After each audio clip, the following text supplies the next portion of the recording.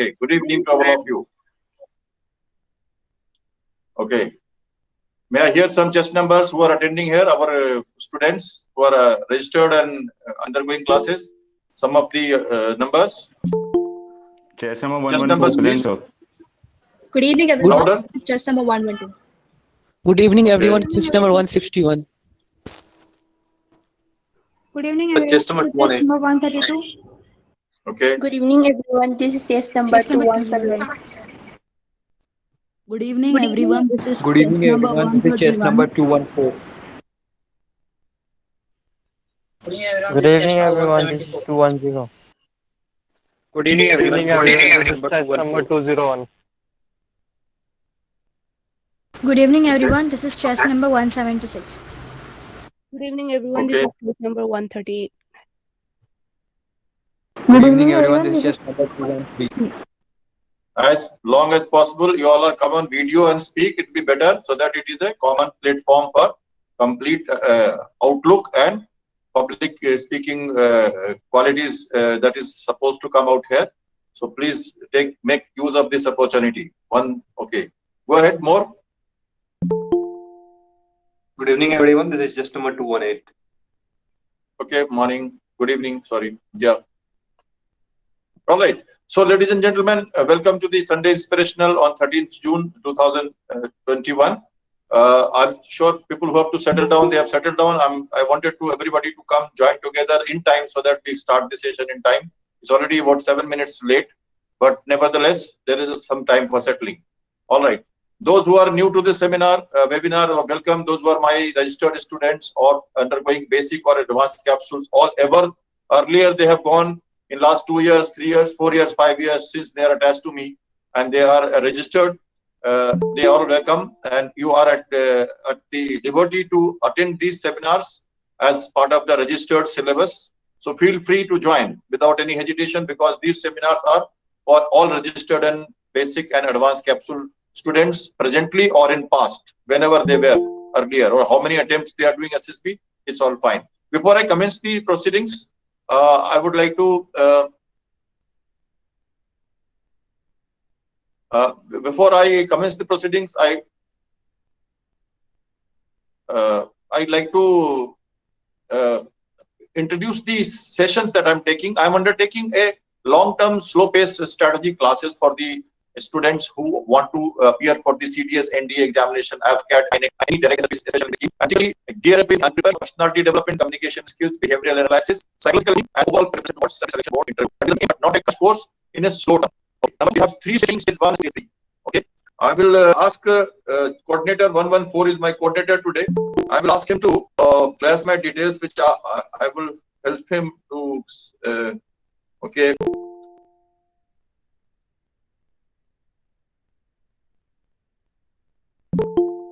One second.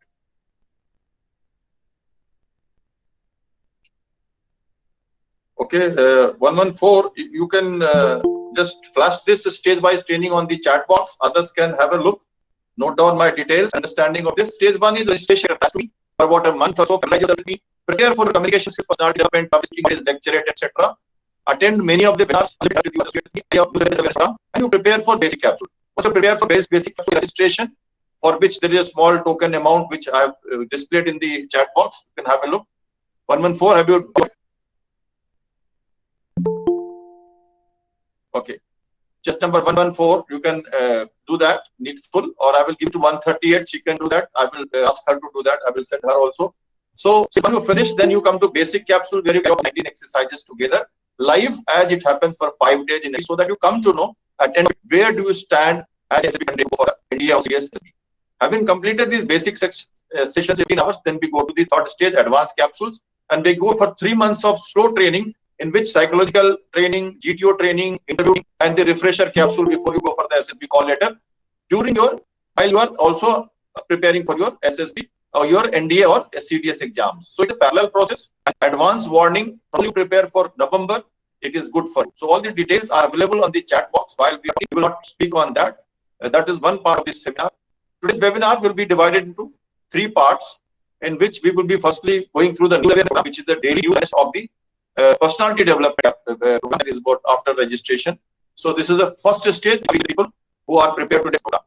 And today we will go to the motivational story, war story program, or the capsules, in which we will be talking about a particular theme today, which some of the speakers who will come and speak here, and we have minor question and answer sessions in case we all need some SSB, and at the end we will have an open session for open questions on SSB, limited to general aspects of SSB, or with my program or any clarification. Okay, those who are new, please put my telephone number or mobile number on the chat box, and please flash it according to.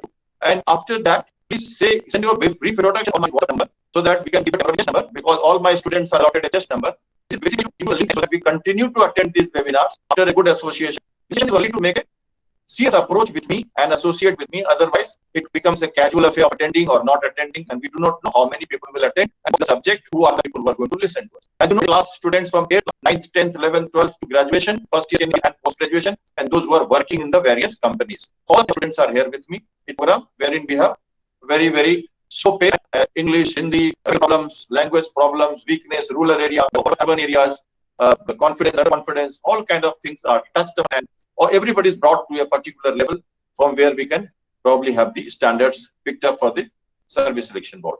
So with that, we commence the proceedings, and today's theme on 8th of June, the international community celebrated the International Ocean Day.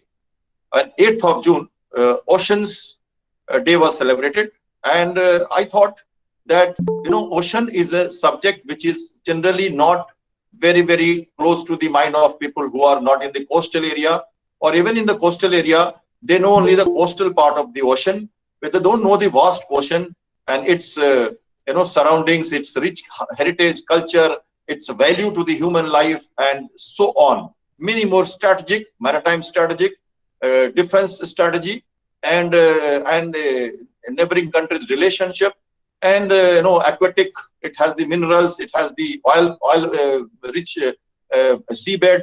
It has some legal aspects on the ocean. Who is the police at sea, and how the whole system, what are the government's policy, how the government is trying to make more infrastructure into it. All this we are going to listen one after another by the different aspirants who have prepared their talks, and I will be helping them by mentoring, modifying, and moderating wherever possible. People can ask any question on these related issues after we finish the seminar. Note down your questions, and the end on these any ocean related topics or the SSB related topics, some questions can be asked. Okay. So with that, I ask to 218 to start the proceedings and go ahead with his talk on the video. Go ahead, 218. Good evening, everyone. This is just number 218, and today's topic is World Ocean Day. The World Ocean Day is celebrated every year on 8th of June to create awareness about the benefit and the mankind about the ocean. The day was established by the United Nations General Assembly in 2008. The theme of the little louder, please. Little louder. You are not audible clearly, and speak little slow. Okay, sir. The theme of the World Ocean Day 2021 is the ocean, life and livelihood. Moving to the important points of the ocean is that oceans covers about 21% of the Earth's surface and about 93% of total water on the planet. Ocean provide most of the oxygen, about 50 to 80% of the total oxygen on the Earth. After that, we can get anti-inflammatory and anti-cancer drugs from the ocean. It is vital for the any country or any country's economics, because most of the trade are done by the ocean parts or sea route. Thus, in Sustainable Development Goal 14, it is saying that the conserve and sustainability use the ocean, sea, and the marine resources for sustainable development.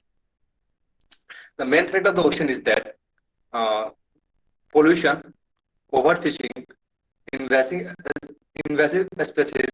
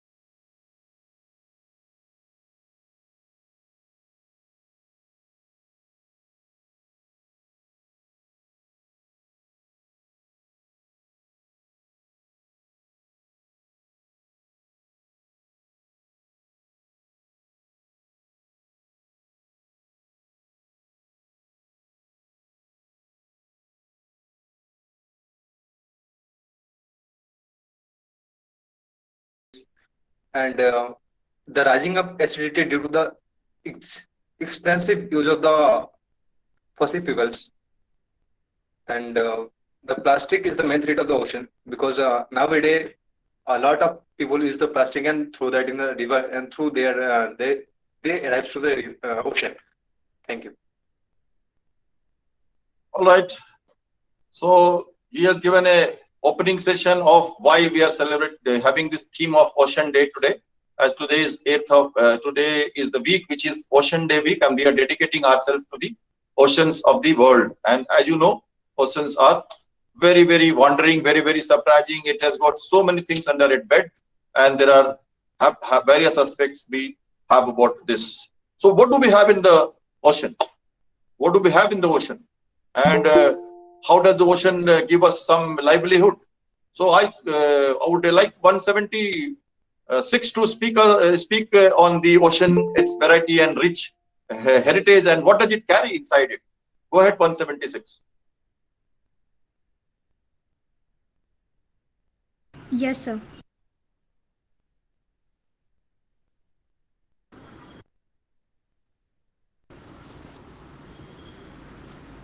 Hello everyone, this is chess number 176 and today I am going to talk about ocean, rich source of natural resources and aquatic animals. Friends, as we all know that there is a one world inside water. There's a world contain many animals and plants. These animals are called aquatic animal. They have their separate lifestyle. This animal live completely different from normal living beings. Earth is only the planet in solar system that has liquid water. The ocean contains 97% of Earth's water, cover almost 3/4 of planet. There are 4 different oceans: the Pacific, Atlantic, Indian and Arctic.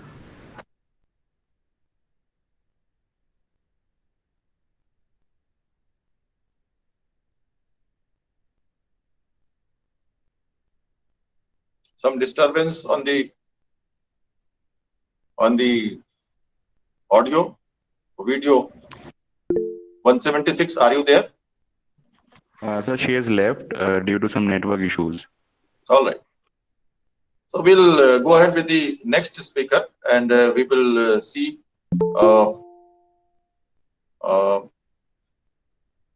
Although we wanted to build up this theme accordingly so that the people have the clear understanding. All right. 174, if you are ready, we go ahead with who's the police at sea? Who polices the whole sea? Your coastal area, some distances around it, rich natural resources that 176 was trying to cover, then we would have probably come to know much better about it. But that opportunity has been lost in that sequence. But 174 is going to tell us how the ocean is controlled by various countries and who's the police at sea. Is the ocean lawless or there is a law? And what are these laws? And how does a country and with a coastline like India or any other country has the control over the sea? So ocean, that's 174. Go ahead. Yes, sir.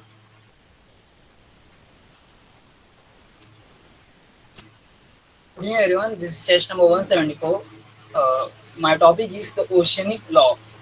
The ocean law was created in 17th century in Europe, and it was followed by the Portugal and Spain. Portugal and Spain led this law over both the lands and sea routes, which were discovered by them. Then law of the sea is an international law which was governed by the rights and duties of the maritime environments. And it is to matters such as navigational and coastal water jurisdiction. Then the law of the sea was put by the United Nations, but it was it was not a direct implementation by the UN, but it was under the under the International Maritime Organization, and it was the monitoring and enforcing of the law was done by the International Seabed Organization. This law was established and it was regulated and controlled by these organizations. Yeah. Thank you. Okay. 174 has covered certain aspects of law and the details of ocean policing role of the countries. Although he is unable to cover the main part, which is territorial waters, exclusive economic zone, and the continental shelf, I would like to extend the topic, which is very, very important and interesting for the people to know. Every country from the coast, you have the Arabian Sea, you have the Bay of Bengal, you have Indian Ocean around our area, 7,000 plus kilometers of coastal line, plus 2.2 square millions of kilometers of ocean around us, including the plus the island territories, Andaman and Nicobar Islands and the Lakshadweep Islands. Vast amount of ocean around our country, which is a huge asset for any country, and we must have the maritime strategy accordingly. Therefore, we must have certain rules and regulations by which these oceans will be controlled. Every country from the coastline up to 12 nautical mile, that is about 18 kilometers or say 20 kilometers. 1 kilometer, 1 nautical mile is 1.853 kilometers. So that much area is almost the extension of the land. That means any country starting from coastline up to 12 nautical mile, it is the territorial water, and it is the extension of land of that country. These rules were formed by the United Nations organization called UNCLOS, United Nations Convention of Law at Sea, and since then these have come into play, and it has been signed by many countries as signatories, and all the countries follow this. In that, first is territorial water, which I explained you. Now, what happens in territorial water? As you see on the land, we have the border with China, we have border with Pakistan, we have border with Bangladesh, we have border with Myanmar, but there is no border at sea. There is no fixed border, there is no fencing, there is no man's land. Everybody can go anywhere. So in territorial water, any country can come with ships and boats, fishing boat, trawlers, and scientific research communities. Anybody can come next to your door and he can look at you from the sea, and you can't do anything about it. So therefore, it's a very, very dangerous situation. That we all know how Mumbai attack 26/11 took place, when we had the people coming from water from the Arabian Sea and landing on the shores of Mumbai and carried out the deadly attack at the Taj Hotel and the Mumbai CST station, and many more places in Mumbai where we lost many friends, many of our colleagues and friends, and even police personnel. So how did it happen? It is very, very dangerous. So in territorial water, we have a rule for international community that nobody can come and carry out any surveillance or any movement. Although in case they have an engine problem, they have some mechanical problem, some emergency, some medical issues, they can come and ask for the help from the country, but they cannot anchor, they cannot stay there, they cannot do any illegal activities in that area. Sorry, Roy, mute your mic. Saurabh Roy, please mute your mic. Saurabh Roy. Yeah. So, people, this is very, very important that in territorial water, these things cannot happen. Only in emergency they can come. 114, please exit Saurav Roy, and then he can join back. If he can hear me, he can join back after muting his mic. Anybody who's not able to mute it, please exit him accordingly, so that the class is not disturbed. Take care. Okay, all right. So, ladies and gentlemen, I was talking about the territorial water. So, next is the exclusive economic zone. Now, exclusive economic zone starts from the coastline up to 200 nautical mile. That means almost up to 400 kilometers. So, up to 400 kilometers is your land extension for certain rights of the country. For India, suppose from the Mumbai or from Calcutta or from Visakhapatnam up to 200 nautical miles, no ship, no foreign country ship can, because we have the fishing, we have the oil, we have natural resources, we have minerals, we have corals, we have heritage, we have islands, we have so many things in that 200 kilometers. And imagine how much square kilometers will be there, the whole area. That much is under the Indian control. Nobody can come and do fishing, oil exploration, come to the island and stay or make any permanent structure or do anything in this area. Therefore, it is very, very important that any country guards this area and carries out surveillance and sees that nobody is about to venture into our territory. And if they come, they will be captured by the police. That is, policing role has been given to Indian Navy mainly and supported by the Indian Coast Guard, because the merchant, the police in the coastal states are not having so much of infrastructure to go to the sea and do this role. Although now the slow developments are taking place, which we will be covering today in Sagarmala project by one of the aspirants. So there are facilities being developed, but presently Indian Navy and Indian Coast Guard is carrying out policing role, where we can raid a ship, you can take a custody, you can arrest a ship or its crew and bring it to the harbor and put up hand it over to the judicial custody or the police for further international regulations to be followed. So these are done, and then there is a continental shelf. Continental shelf basically is the extension of the sea up to the area. All the lands are made by the crush of the mountains. So then there is a depth which is increasing slowly. In the coastal area, you have the say 100 feet, 200 feet, 500 feet, 1000 feet, 4000 feet. Till the time your land on the seabed is extending, and from there it becomes flat. From where it becomes completely flat, till there it is called continental shelf. That means Indian continental shelf may be extending up to say 500 kilometers, 600, from when the depth will become zero and it will remain zero for another say 100 kilometers or so. So that is the extension of your continental shelf. Till then also it is your area in which you have some sovereign rights. So these are sovereign rights: territorial water, exclusive economic zone, and continental shelf. These terms are asked in the general service examination, general study, current knowledge, current affairs.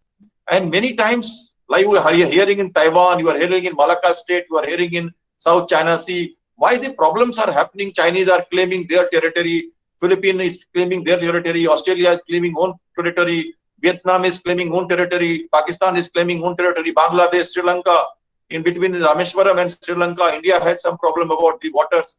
There is always a dispute because of this no boundary. Their boats come to our side, our boat goes to that side. You must have heard so many fishermen caught from Pakistani fishermen caught, or they have been handed over on the day of independence, they have been released from India. So they are captured, taken in custody, kept it in India, and then released after some time because of certain regulations which are to be followed.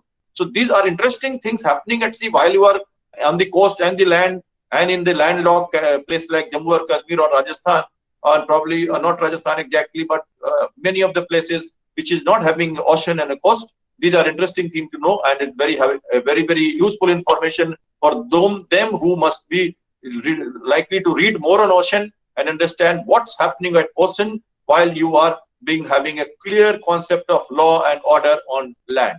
With that, thank you, 174. Now we will, is 176 back here? Yes, sir. Okay, can you continue, please? Acoustic animals and the rich seabed of ocean. Go ahead. Yes, sir. Hello everyone, this is chess number 176 and my today's topic is ocean, rich source of natural resources and aquatic animals. Friends, as we all know that there is a one world inside the water. This world contains many animals and plants. These animals are called aquatic animals. They have their separate lifestyle. This animal life completely different from normal living beings. They have entirely different respiratory system. Their system has provision to breathe inside the water but not on ground. Therefore, it is said that aquatic life is very much different and opposite to the normal terrestrial life. With increasing water contamination and spilling of oil in the seas and water bodies are increasing incidence of trapping activities by humans. Thus, aquatic life is trapped in a danger situation. Friends, aquatic life is one part of many life cycles that exist to maintain equilibrium of entire life cycle. Food chain is highly dependent on aquatic animal. Thus, aquatic life has an immense importance in this world. So, it is necessary to keep good balance of their life. If seawater and ocean are water polluted, then it affects the aquatic life. Many aquatic animals face death because of polluted water. As water is only source of oxygen they have, if the source is polluted, then for sure it will affect their life. Aquatic life is very different in all respect than normal living beings. These animals are soft and delicate. Some of these are so delicate that they can even die from small push. Therefore, it is necessary to be aware of their life. Friends, aquatic life is very beautiful if we think deeply. This aquatic life increases the beauty of the nature. They have an indispensable part of this nature. If aquatic life is so important, then everyone must take good care of it. Friends, aquatic life have added colors to this environment and this has given a wide scope to the beauty of this nature. Nature is nothing without the aquatic life. If aquatic life is disturbed, then colors of this nature may get stolen. Thank you. All right. So we must all have passionate and good look at the aquatic life that we have, rich flora and fauna of our oceans around us, and we must be little more human to these animals, to the cleanliness of oceans and pollution control, because that is very important for our generations, because water is precious and it is important for our living conditions and our basic human requirements. With that, we now move it to, while we have the rich heritage of the sea, we also have some typical phenomena happening at sea. And the coastal states are, recently we had the two cyclones on the east and west coast. The cyclone which came on the west coast, Arabian Sea, and then the cyclone which came in east coast, which devastated West Bengal. And we had a lot of destruction by these deadly tropical cyclones. So let's hear, what is these tropical cyclones? What has happened at ocean that these tropical cyclones come? And how are they developed? What happens? And how does they affect us? Go ahead, 132. Yes, sir. Louder, please. Come on, video. Little louder. Yes, sir. So, hello friends, this is test number 132 and today I am going to talk about the tropical oceanic cyclones in Indian Ocean. India is a country in North Indian Ocean that is most vulnerable to getting hit by tropical cyclones in the basin from east or from the west. Firstly, I am going to talk about what is cyclone. A cyclone is a general term for a weather system in which winds rotates inwardly to an area of low atmospheric pressure. Types of cyclones including tropical cyclones, extratropical cyclones, and tornadoes. Do you know how cyclones got their names? Cyclones developing over the North Indian Ocean, including the Arabian Sea and Bay of Bengal, are named by the regional specialized meteorological centers, which is RSMCs, and the tropical cyclones warning centers, which is TCWCs. there are 6 RMCs and RSMCs and 5 TCWCs in total, which includes IMD, which is our Indian Meteorological Department. Now I'm going to tell you about the cyclones which are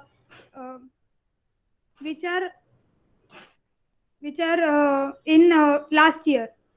So in 2020s, there are cyclonic storm Amphan, then Nisarga, then deep depression of BOB 2, then very several severe cyclonic storm which is Nivar, and cyclonic storm Birvi.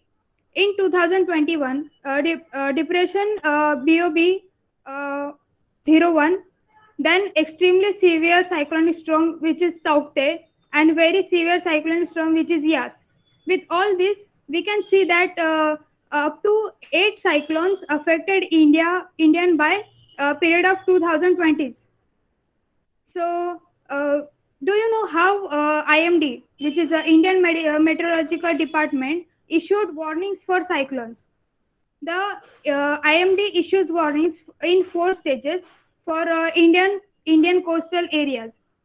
In stage 1, the cyclone watch, named cyclone watch, issued up to 72 hours in advance. It discussed the development of cyclonic disturbance in the North Indian Ocean and coastal region likely to experience adverse weather. In stage 2, cyclonic alert, issued at 48 hours in advance of the commencement of adverse weather over the coastal areas. In stage 3, cyclone warning, issued up to 24 hours in advance of the commencement of adverse weather over the coastal areas. The location of landfill is discussed at this stage. In fourth stage, landfall outlook, it is assured at 12 hours in advance of the commencement of adverse weather over the coastal areas. The track of the cyclones after the landfall and the possible impacts in land is discussed at this stage. So with all this information, we get the tropical oceanic cyclones in Indian oceans. Thank you. All right, so great information. We all get cyclone, but we don't know how it's coming. When it is coming, are they predictable, unpredictable? India Meteorological Department, how does they look at it? And then so on. So with that, ladies and gentlemen, now we come to little more strategic platform wherein we want to know what's happening, why the 3 more subjects that I'm going to cover today with 3 aspirants we are now taking it to a little strategic level, that why oceans have been important historically, and why the Shipping Corporation of India, ports and harbors, and the maritime industries must flourish for a country to be prosperous, developed, and without which we cannot harness the real assets of the maritime rich heritage that we have, or rich assets that we have on the seabed.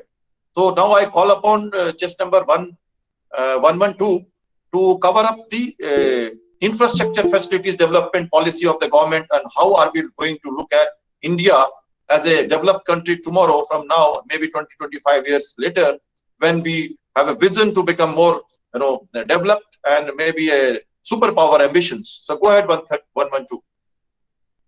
Yes, sir. Good evening, everyone. I hope I am audible and visible to everyone. So my topic for today is Sagarmala project.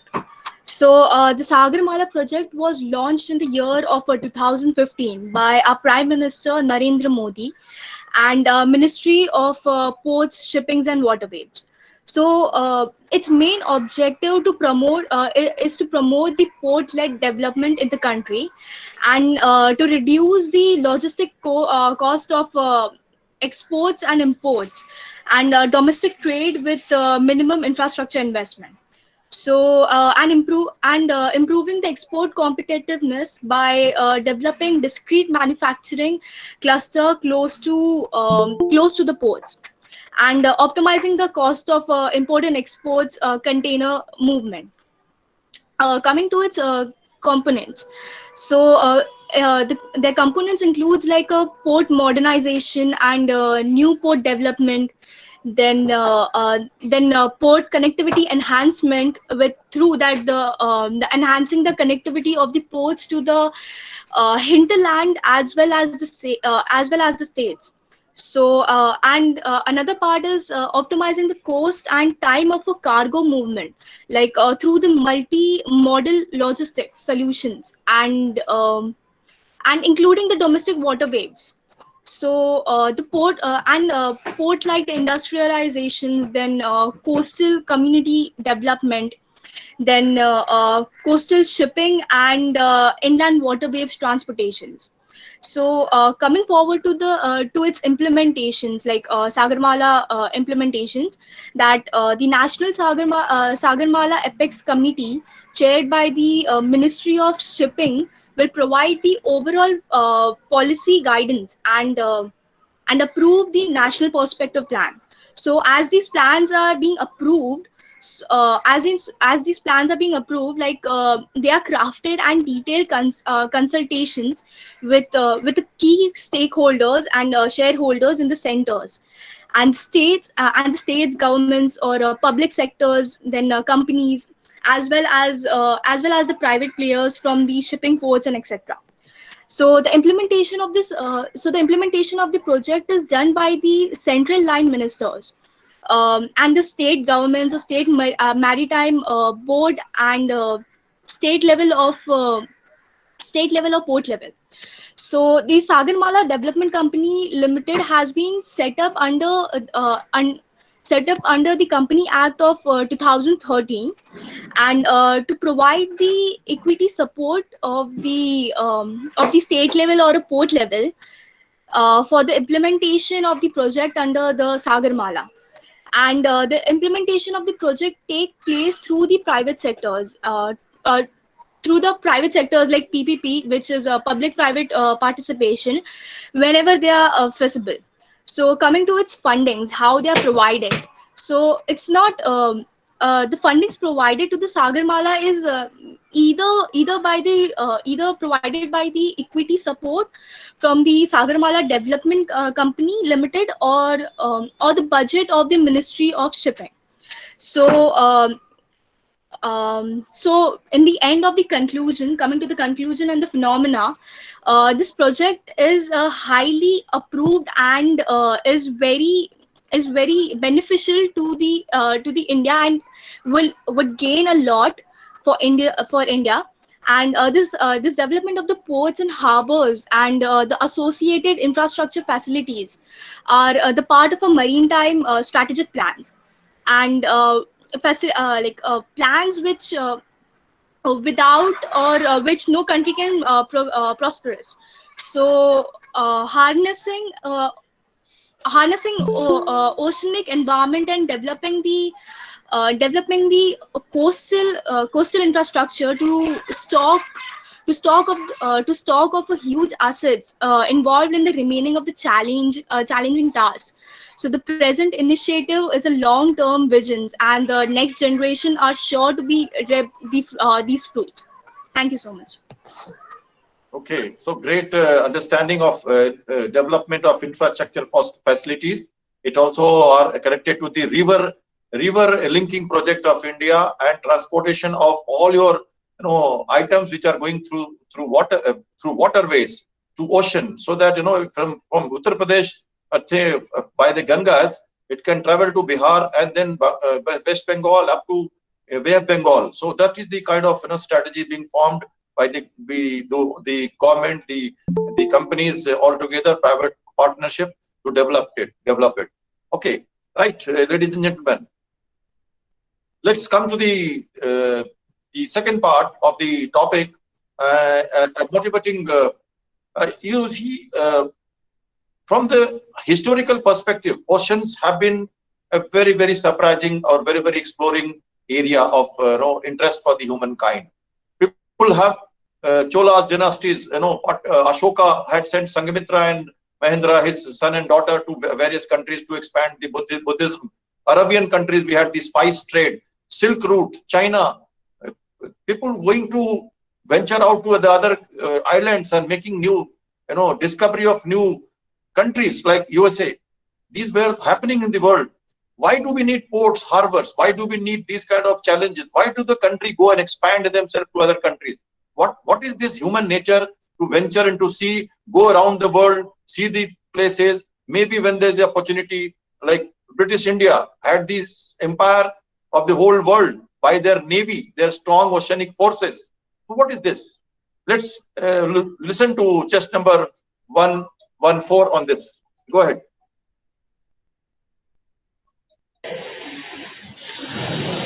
Thank you, sir. Am I audible to everyone? Yes, you are. Yes.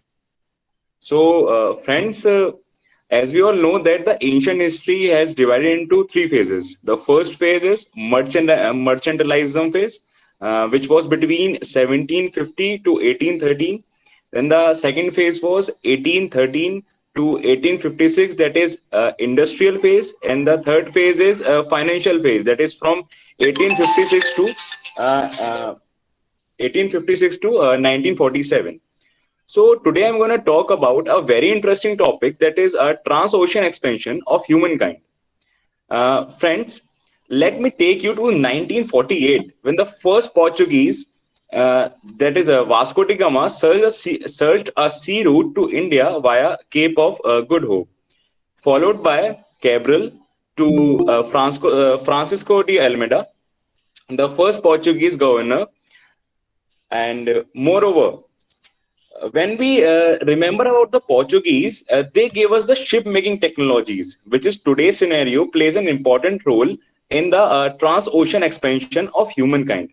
Also, the Portuguese in 1515 became the strongest naval power, but my dear friends, they were also defeated by Dutch, then followed by the East India Company, that is Britishers, then Danes, and then the French.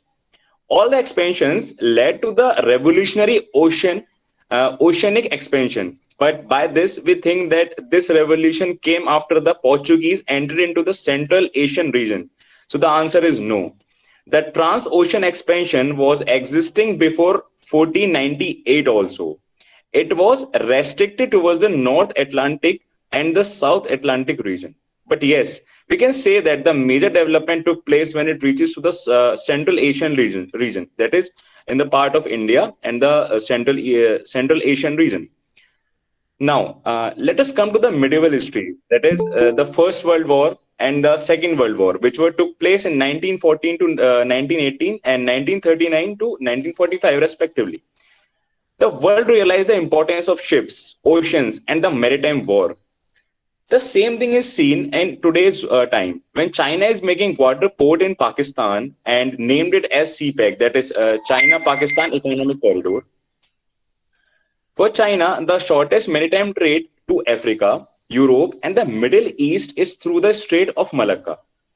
At least 80% of the Middle East and the African energy imports also pass through the Straits of Malacca. Friends, also the Indian Navy has recently reached maritime surveillance of Straits of Malacca region from its base on the Great Nicobar Island, and India has expressed fear of Chinese strings of the pearls encircling it. And another port of China, and the most famously the ambitious port built at Hambantota, that is Sri Lanka. The port was built by the Chinese state-owned enterprise with Chinese money. Moreover, Hambantota has taken a lease by China for 99 years as Sri Lanka is unable to pay the loan. Keeping in a view, India is making a port in Iran, which is named as Chabahar Port. The Chabahar Port will cut transport cost time for Indian goods by a third. Less Pakistani leverage were taken over the Kabul, and in addition to this, our India has made a naval base in Indian Ocean to counter US, China, and Pakistan. Talking more about the present development, friends, Mission Sagar, which was coined by our Prime Minister Narendra Modi in 2015 during his Mauritius visit, with with a focus on the security and the growth of all the region. It is a maritime initiative which gives priority to the Indian Ocean region for ensuring the peace and the stability and the prosperity of India in Indian Ocean region. In addition, we have noticed in the recent news that now Indian Navy has launched Operation Samudra Setu 2 for shipment of the liquid medical oxygen equipment for the Indian Ocean region neighbors. INS Talwar, a mission deployment in the Persian Gulf, was one of the first ships to divert it to this task. This operation was launched in May 2020 as a part of the national effort to the Indian citizens from the overseas during the COVID-19 pandemic. In conclusion, I would like to conclude by saying that all these things lead to the overall socio-economic, strategic, and military development of any nation, and plays a very important role in globalization. Jai Hind and thank you. Okay, great. From the ancient to today, what's happening around the country? And I told you last time when I had told you about one second.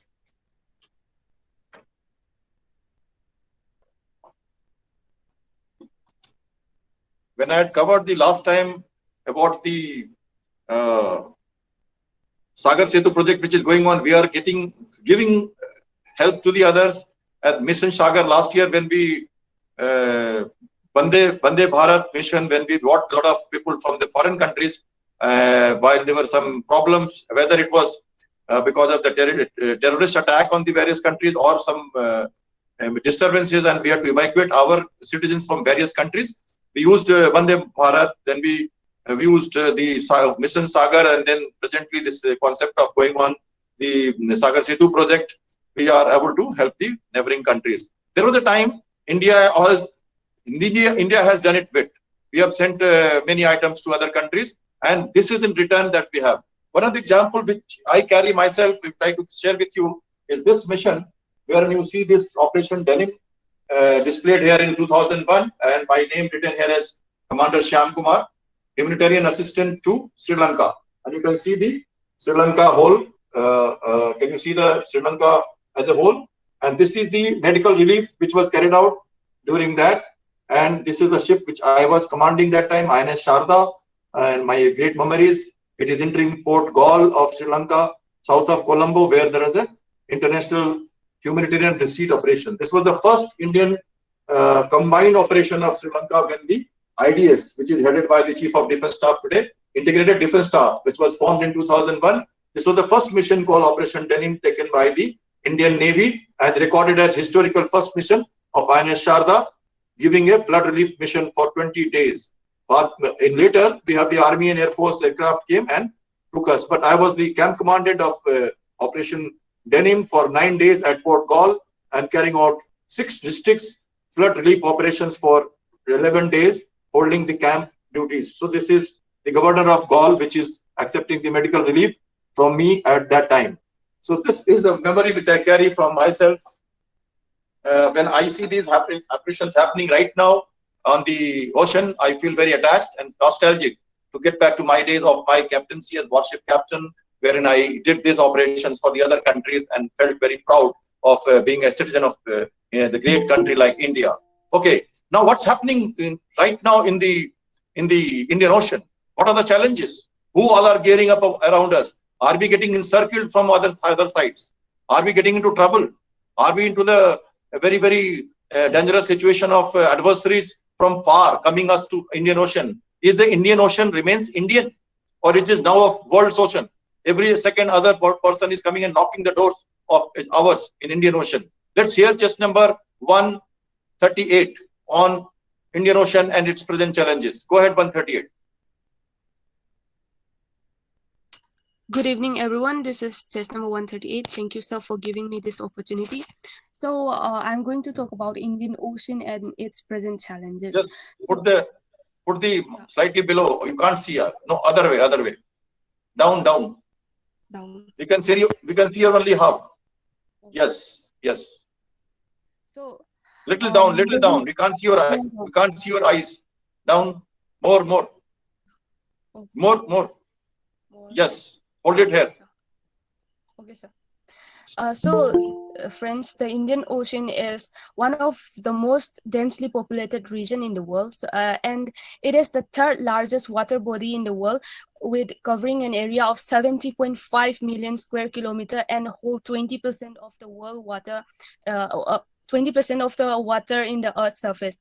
So it is bounded by the Indian subcontinent in the north, the Africa in the west, the Australia in the east, and the Antarctic Ocean in the south. And it is the most complex of all the 5 oceans in the world, as it contains extensive marginal seas, bays, straits, choke points, and archipelagos. The Arabian Sea in the north of the ocean have important ports like the Jawaharlal Nehru Port in Mumbai, the Karachi and Gwadar Port in Pakistan, the port of Salalah in Oman. The Gulf of Oman and Persian Gulf is connected by a narrow choke point called the Strait of Hormuz, where 35% of oil export is done between the Middle East and the Asian countries. Another strait, Bab al-Mandab, is a choke point between the Horns of Africa and the Middle East that connect Gulf of Aden with the Red Sea. And adjacent to the Gulf of Aqaba, there is Suez Canal connecting the Mediterranean Sea with the Red Sea. And in the northeast, we have important ports like the Visakhapatnam port, the Kolkata port, and the Chennai port in the Bay of Bengal. And the Andaman and Nicobar Island, which is in the Bay of Bengal, is the largest chain of archipelagos, and this holds a very strategic location for India also. So the Great Nicobar is located located closely to the Strait of Malacca, which is a narrow passageway between the islands of Sumatra and Malaysia Peninsula, and it is also one of the most important shipping lanes in the world, as it provides the shortest route between the Indian Ocean and the Pacific region. And many of the littoral countries of this region are a part of the Indian Ocean Rim Association. So when we talk about the challenges in this region, we can say the potential nuclear confrontation between India and Pakistan, US intervention in Iraq, and then we can name the growing incidents of piracy in the Horns of Africa, and then the last but not the least, the African expansionism policy and their investment in building ports in Sri Lanka, Kenya, and even in Pakistan. Nevertheless, this strategic region has been heavily militarized by the US forces by setting up camps in Djibouti or Diego Garcias, which is one of the British Indian Ocean territory, and Indian Navy and the Coast Guard also play a vital role in protecting this region with the Tri-Services Command in the Andaman and Nicobar Island. The Quad Association can also be a very important part to counter the Chinese influence in this region. So that's all about Indian Ocean and its present challenges. Thank you all. Jai Hind. All right. This must be a very, very scintillating and very, very motivating talk for many of you who understands what's happening around India and who all are knocking at our doors and what is the dangerous situation developing in and around us by our adversaries every day. Submarine ships, surveillance, naval ships presence. Day-to-day life, all the Indian naval ships are citing the foreign naval country ships. American ships recently passed through one of the islands of Lakshadweep, which came in the news for a long by having exercising their sovereignty of going through the exclusive economic zone of our country, which Americans are not a signatory, but then these are all taken into to and fro for the international diplomacy. It has got many connotations and it has got many repercussions accordingly for the international relations between the countries. and we all are exercising our diplomacy accordingly, showing our presence in other places of interest and trying to establish our ports and harbors in the area of interest in the Middle East, or maybe even up to the South China Sea, wherever we can. And our Indian naval ships are patrolling Malacca Strait. They are in China Sea also, and they are in the African coastal waters for the Pearl Sea, and it's a continuous effort. So it's a great thing to know about by all the military aspirants. These questions are choke points. What's happening about Indian Ocean and challenges, Quad, the relationship, the ports and harbor development. These are all general knowledge, general awareness, and current affairs questions which are asked in the written exam as well as NDA, CDS interviews, SSB interviews. By researching, by making structure of the talk, practicing audio, video, and coming and speaking in the public speaking forum like this in a confident manner brings a lot from the particular person. So congratulations to all the speakers today, and they have done a wonderful job. I'm sure all of you also have got a good idea of that, how to progress in a slow and paced manner. Once you are ready, obviously SSB capsules will be very, very simple. Coming to the last part of the motivating story. Ladies and gentlemen, let's go through 1971. It was 5:45 p.m. on 3rd December 1971 when Pakistani aircrafts attacked 5 of the important airfields of Indian Air Force of India, and the Indo-Pak War began in the evening of 3rd December 1971. War was declared. Mrs. Indira Gandhi, the Prime Minister, spoke and declared the national emergency, and India was at war with Pakistan. All of you are aware of Indo-Pak War 1971. How the Indian Navy controlled the ocean, how the power on control of the ocean around us, Arabian Sea of Bay and Bengal and Indian Ocean, was controlled by the Indian Navy during that Indo-Pak War. And what happened, why the ocean was important, and how the ocean will be controlled during the war. You heard of ocean, its rich heritage, culture, its route, transshipment, it is the sea lanes of communications. It has got the power to give humankind history, challenges. But actual conflict, when there is a war, how does Navy control the sea? This happened in 1971. So I thought it is good to cover in next 5 minutes. Quickly, not letting much of your time. Before the war began, India started preparing. Bangladesh had a problem. We knew the Mukti Bahini forces were working, and Indian and the Pakistan, East Pakistan was having problem. The Mujibur Rahman, the elected Prime Minister, was not being, was thrown out, and the country was under rule of the West Pakistan. And the localites were getting tortured, and there was a lot of problem. Lakhs of people, crores of people were coming to India as refugees in West Bengal, UP, Bihar, Odisha, and settling, which was having a trouble for Indian government. So India started thinking of some strategic plans slowly and helping them. Indian Navy purchased 8 of the missile boats from Osa class missile boat from Russia. These were coastal defense boats with very high speed and aero engines, which could go very fast. It has 4 missiles of surface to surface missiles. First time Indian Navy purchased the ship, and we had the first experience of surface to surface missile called STIX, which is later named as P-20. And P-20 missiles had a range of 40 nautical mile and covering to almost, say, about 40 kilometers, 40 nautical mile or so, and able to fire, or one missile was so deadly good that could destroy a full destroyer class of huge ship, a warship. So it was very, very, and it was difficult to be detected by any surface radar of those days, because people didn't have the quality of radars which could be detected so far. So without coming into the radar range, these ships could have been used to fire. Because in Bombay, we didn't have the port facilities to unload them by crane. It was taken to Calcutta and unloaded by cranes in Calcutta harbor, and then towed through the coast along the Sri Lankan coast to Mumbai, and based in Mumbai as first killer squadrons. A killer squadron means the squadron which was formed. I can show you it here, one of my souvenir which I'm carrying. I will let you know. INS Chatak, you can see written here, and killer squadron. Can you see it? Yes, sir. Yes, sir.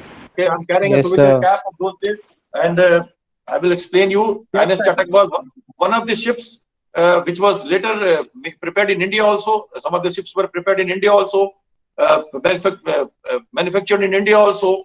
So these ships, when they were formed in Killer, they were not able to go to Arabian Sea because of their small nature, a small structure, and not so much of endurance.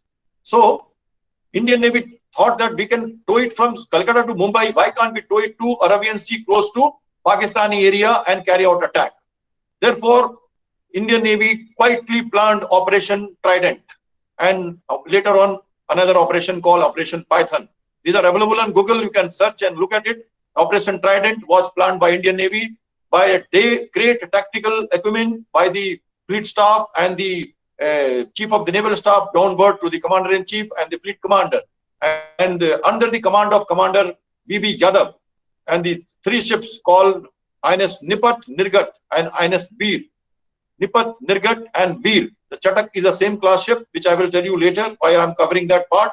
They sailed from Mumbai on 3rd, and quietly at night they reached about 40 kilometers out of Karachi Harbour. They were joined by INS Kachal and INS Kiltan and Kachal. These are Petia class ships. These were support ships which they joined them to carry out these operations.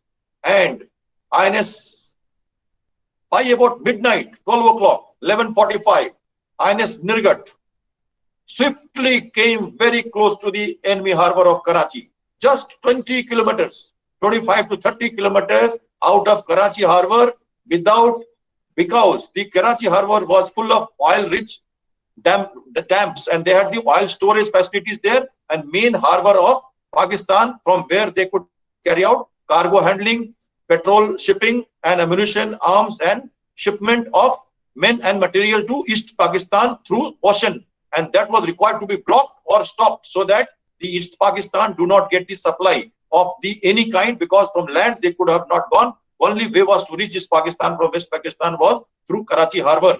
So this was the role of the Indian Navy to control that area. So at 20 kilometers, as he reached 20 kilometers, they found a Pakistani warship, and the INS Nirgat, INS Nipat did not stop. Quickly fired the first missile, which accurately hit the INS PNS, Pakistan naval ship Khyber, and immediately there was a huge blast. The destroyer broke in two pieces and immediately sank without any message or signal to Pakistani headquarters. They could not get even chance to speak or give a mayday call. It was such a disastrous and deadly attack with precision and accurate firing by the ship. And immediately after that, INS Nipat continued heading and fired two more missiles, one by one, and all the four missiles were emptied onto the Karachi harbour. Karachi harbour was from 17 nautical miles. It was fired, and the Karachi harbour started burning. The flame, the smoke at night was visible from miles in Pakistan, and the entire Pakistan was in confusion. But how that Indian Air Force has attacked Karachi harbour, because they never realized that Indian naval missile boats, such as small ships can come so close and carry out a missile attack from ocean. That was the power of the ocean shown by the Indian Navy with the guts and daredevil attack on 3rd and 4th night of 1971. And with this, the other two ships, Nirgat, found another ship, merchant ship, and a minesweeper, and carried out two attacks. Minesweeper sank, and the another ship got badly damaged. In the meanwhile, the Pakistani aircraft started attacking back, and in confusion they fired at their own ship called PNS Khyber, and that also sank immediately. Before sinking, it gave a mayday call and gave a position saying that the Indian Air Force is attacking. So there was a confusion in which the own ship was hit by the Pakistani Air Force. So therefore, these three ships quickly finished their all missiles on the ships at harbour, on the harbour mouth, the merchant ship, the minesweeper, and the Karachi harbour, and immediately rushed back towards Mumbai. And they returned safely with no casualty. and this was a deadly attack which destroyed the one destroyer, one minesweeper, one destroying one merchant ship, and also crimping 2 of the ships of the enemy, and totally crippling the harbor of Karachi, oil dumps, and no ship could leave harbor after that. Therefore, the Karachi harbor was paralyzed completely. In Pakistani Navy was put to home. They could not come out of their harbor, and therefore the sea control of the sea of that area was managed effectively by Indian Navy. This also resulted in a big on 8th of 9th, 4 days later, Pakistan Indian Navy carried out a similar attack on Karachi harbor by 4 more ships, and in that 3 Pakistani ships was damaged or destroyed, and oil and ammunition dump of Karachi harbor was again paralyzed on 8th and 9th of the month of the same December 71. So these 2 attacks ensured that this was the first surface to surface missile firing in any conflict of war in the world. It proved that a small boat like missile boat, which can be towed, and with the tactical acumen and planning, something can be achieved as a surprise which was not thought or not perceived or not even imagined by the enemy or the adversary. Okay, so if it was an effective blockade is a legal term which is done in the war. We did not even declare blockade, but we ensured that the sea power, the sea control of the Indian Navy, by the Indian Navy at a limited area of operation outside the Karachi harbor was completely effective, which ensured the engagement of Pakistani troops in the East Pakistan by the Indian Army without any support from outside. And the East Bengal, INS Vikrant, and the entire fleet which was loitering around that side, as I had covered it for the PNS Ghazi. Once the PNS Ghazi was sunk by Indian Navy of Visakhapatnam harbor and Karachi harbor was damaged, ships were destroyed, INS Vikrant with its fleet aircraft and all the fleet could carry out many attacks on Chatna, Khulgaon, and all the other harbors of East Pakistan, and carried out support in the operations, clandestine and commando operations of the marine commandos of those days, special operation team of Indian divers at the river, etc., on the coastal region of East Pakistan from the ocean side. And in Bay of Bengal, we could achieve our aims of providing the support by the Indian Navy. So this was the attack which ensured a oceanic power of the naval forces of a country and its effective use during conflict of war of such kind. The commanding officer of INS Nipat, Commander B.B. Yadav, was given Mahavir Chakra. All the commanding officers were given the Veer Chakra, and Master Chief, that is a JCO, Subedar Major of the Navy, was awarded Veer Chakra who was of Nirgat. He was also awarded Veer Chakra during this. And ladies and gentlemen, with this victory and the fitting tribute to the courageous daredevil attack and the courageous spirit shown by these men, Indian Navy dedicated 4th December as Navy Day, and each year Navy Day is celebrated as Indian Navy Day because of this attack which was carried out on Karachi harbor and the oceanic regions of that area, which supported the victory, and we could liberate East Pakistan and make a new country as Bangladesh, and we could achieve our aim and objective of the Indo-Pak war in the limited conflict which happened from 3rd to 16th of December 1971. So that's the war story I wanted to share with you. And ladies and gentlemen, I would like to cover with you, I was a pride captain of INS Chatak, which I commanded at Visakhapatnam from 97 to 98, which carried out these 4 missiles.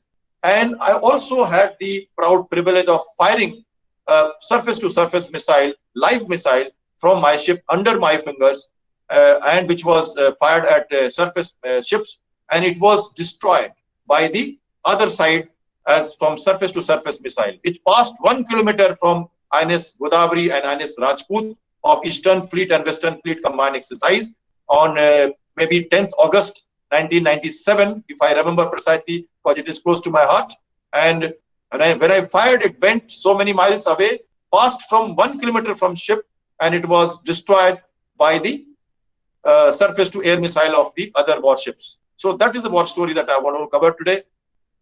I will take 5 minutes more to take on the questions, answers from all of you before I complete the session. I think a little late today, but I think last time I also missed it. So go ahead, please. Any questions on the ocean cover today, the war story, or the SSB in general? My program is known to you. Rest all you can see on the chat box. Contact me on 98101-58703, or my email ID is shyamkumarncc@gmail.com. Please flash in the chat box. All of you have a look. Say hello on WhatsApp. Send your introduction and get associated for future. Go ahead with the questions, please. Sir, this is chess number 214.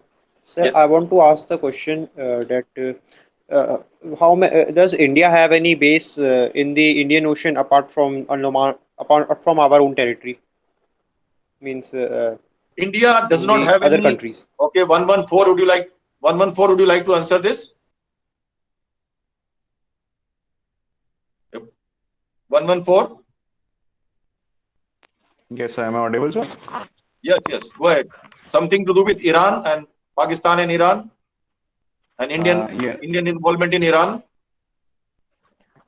So India is making a port in Chabahar port in Iran, and which would be going to be the Sir, India's position. Sir, I want to ask about the military port, sir. Sir, No, there is is it no. available for military also? No. These ports are not. No way it can be said that they are made for military role. But I will leave it to you as a student of military study and aspirant of the Indian Armed Forces to understand when we make a base, when China makes a base in our territory, when anybody is making a commercial base, that's how East India Academy came to India. So I'll just leave it to that, to you to understand and read it on it. What is the significance of Gwadar port by China and the Chabahar port by India? What is going to happen in future? How it will be used? Nobody can deny its use by military in future. But today it is not so. You would never speak in a diplomatic manner what a country would do in a foreign port. It would not be that way. Even Djibouti, base in China by China in South Africa, is a naval base where they have the naval facilities. But India doesn't have any facilities where we have made a base. But we have the alliance with many countries where our naval ships can go and take fuel, carry out some repairs, and they can have logistic support, rest and recreation for our crew.